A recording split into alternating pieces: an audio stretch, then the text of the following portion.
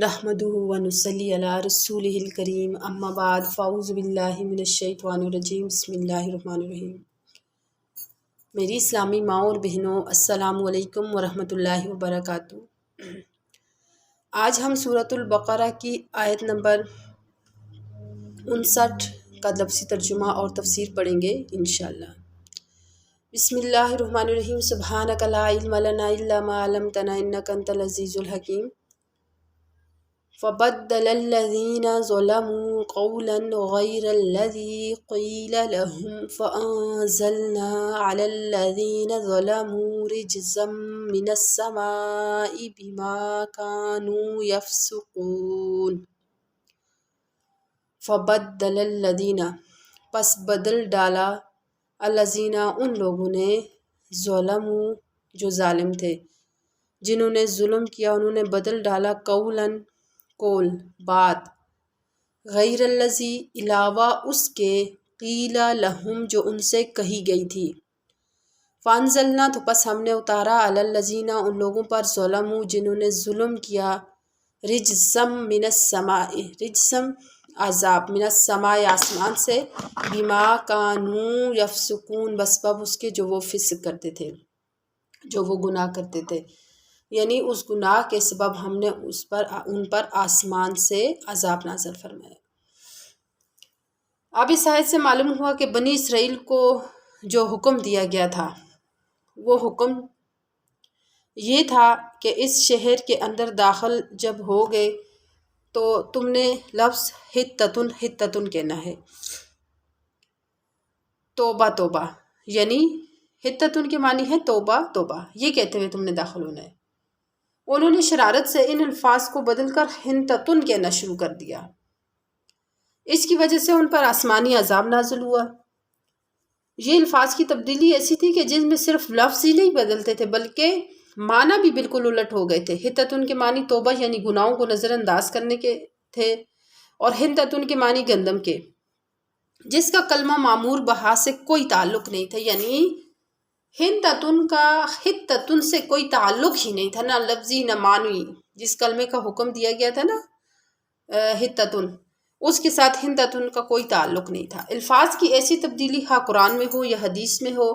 یا کسی اور امر الہی میں، بلا شبہ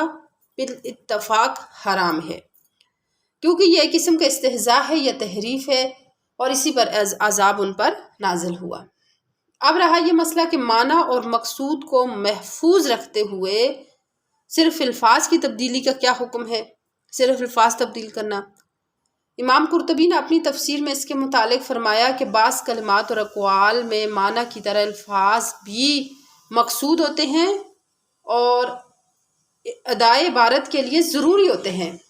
ایسے اقوال میں لفظی تبدیلی بھی جائز نہیں، جیسے اذان کے الفاظ مقررہ کے بجائے اسی طرح کے دوسرے الفاظ پڑھنا جائز نہیں ہے۔ اسی طرح نماز میں جو دعائیں مثلا سبحانک اللہم، التحیات وغیرہ، دعائے قنوت، تسبیحات، رکوع اور سجود میں جو تسبیحات پڑھی جاتی ہیں، جن الفاظ سے یہ منقول ہیں انہی الفاظ میں ادا کرنا ضروری ہے۔ دوسرے الفاظ میں اگرچہ معنی وہی ہو، معنی اس کا محفوظ ہو، مگر پھر بھی الفاظ کی تبدیلی جائز نہیں ہے۔ اسی طرح تمام قرآن کریم کے الفاظ کا یہی حکم ہے کہ تلاوت قرآن سے جو احکام متعلق ہیں وہ صرف انہی الفاظ کے ساتھ ہیں جو قرآن کریم کے نازل ہوئے ہیں۔ اگر کوئی ان الفاظ کا ترجمہ دوسرے الفاظ میں کر کے پڑھے جس میں معنی بالکل محفوظ ہے تو اصطلاح شریعت میں تلاوت قرآن نہ کہا جائے گا، اور نہ اس پر وہ ثواب حاصل ہوگا جو قرآن پڑھنے والے پر مقرر ہے کہ ایک حرف پر 10 نیکیاں لکھی جاتی ہیں، کیونکہ قرآن صرف معنی کا نام نہیں ہے بلکہ معنی اور الفاظ جو نازل شدہ ہیں ان کے مجموعے کو قرآن کہا جاتا ہے۔ آیت مذکورہ میں فبدل الذین، بدل دیا ان لوگوں نے، ظلموا، جو ظالم تھے، قولاً، قول کو، غیر الذی، علاوہ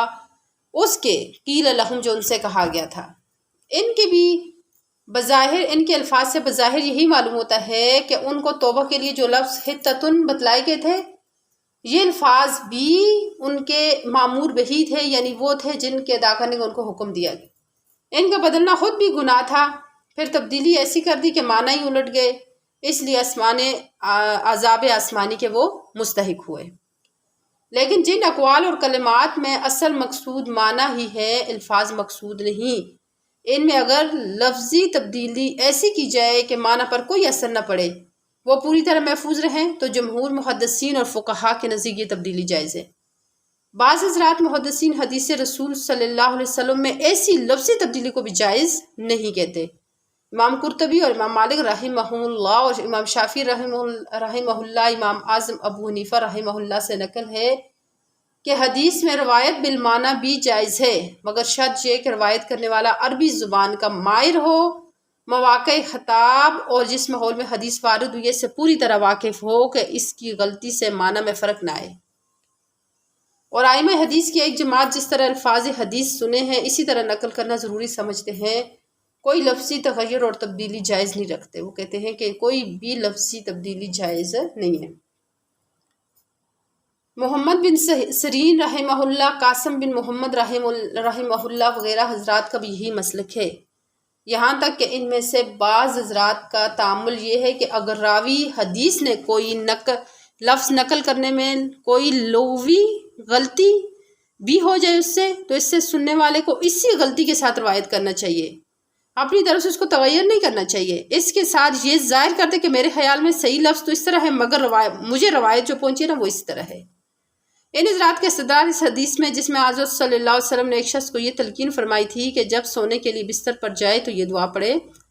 آمنت بکتابک الذی انزلت وبنبیک الذی ارسلت۔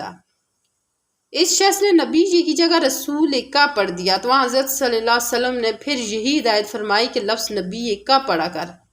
جس سے معلوم ہوا کہ لفظی تبدیلی بھی جائز نہیں ہے۔ اسی طرح ایک حدیث میں حضرت صلی اللہ علیہ وسلم کا ارشاد ہے، نظر اللہ امرا سمع مقالتی فبلغها کما سمعها، کہ اس نے اس کو پہنچایا اسی طرح جس طرح اس نے سنا اس کو، یعنی اللہ تعالیٰ اس شخص کو سرسبز و شاداب رکھے جس نے میرا کوئی کلام سنا اور پھر امت کو اسی طرح پہنچا دیا جس طرح اس نے سنا تھا۔ اس سے بھی ظاہر ہے کہ جن الفاظ سے سنا تھا انہی الفاظ سے پہنچانا مراد ہے، مگر جمہور محدثین اور فقہا کے نزدیک اگرچہ اولا اور افضل بات تو یہ ہے کہ جہاں تک ہو سکے حدیث کی روایت میں ٹھیک وہی الفاظ نقل کرے جو سنے ہیں،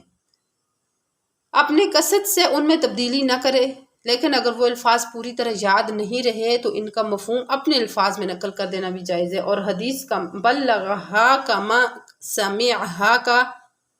یہ مطلب بھی ہو سکتا ہے کہ جو مضمون سنا وہی بعین ہی نقل کرے، اس کے مفہوم میں کوئی فرق نہ آئے۔ الفاظ کی تبدیلی اس کے منافی نہیں۔ امام قرطبی نے اس کی تائید میں فرمایا کہ خود یہی حدیث اس کی دلیل ہے کہ الفاظ کی تبدیلی بضرورت جائز ہے، کیونکہ خود اس حدیث کی روایت میں ہی ہم تک مختلف الفاظ سے پہنچی ہے، یعنی یہ جو روایت ہے وہ ہم تک جو ہے مختلف الفاظ سے پہنچی ہے۔ پہلی حدیث میں جو لفظ رسول کا کے بجائے نبی کا ہی پڑھنے کا آپ نے امر فرمایا کہ بھائی تم نے رسول کا کے بجائے نبی کا پڑھنا ہے، تو اس کی ایک وجہ تو یہ بھی ہو سکتی ہے کہ لفظ نبی میں صفت مدح یعنی جو تعریف کی صفت ہے وہ بنسبت رسول کے زیادہ، کیونکہ رسول کا لفظ تو قاصد کے معنی میں آتا ہے اور دوسروں کے لیے بھی بولا جاتا ہے، بخلاف لفظ نبی کے کہ وہ خاص اسی منصب کے لیے استعمال ہوتا ہے جو اللہ تعالیٰ کی طرف سے اپنے مخصوص بندوں کو بذریعہ وہی خطاب کرنے کا عطا کیا جاتا ہے۔ اور دوسری وجہ یہ بھی ہو سکتی ہے کہ دعاؤں میں الفاظ منقولہ کا اتباع حواس اور آثار کے اعتبار سے ایک خاص اہمیت رکھتا ہے، دوسرے الفاظ میں وہ خاص اہمیت نہیں رہتی، اس لیے عامل حضرات جو تعویذ گنڈے وغیرہ کرتے ہیں نا، وہ اس کی بڑی رعایت کرتے ہیں کہ جو الفاظ منقول ہیں ان میں تغیر اور تبدیلی نہ کی جائے۔ اسی لحاظ سے یہ کہا جا سکتا ہے کہ ادعیہ معصورہ بھی اسی قسم اول میں داخل ہیں، یعنی جن میں معنی کے ساتھ ساتھ الفاظ مخصوصہ کی حفاظت بھی مقصود ہے، یعنی معنی کی حفاظت تو ہے ہی ہے، اس کے ساتھ جو الفاظ ہیں خاص جو الفاظ ہیں ان کی حفاظت بھی مقصود ہے۔ واللہ سبحانہ وتعالی عالم۔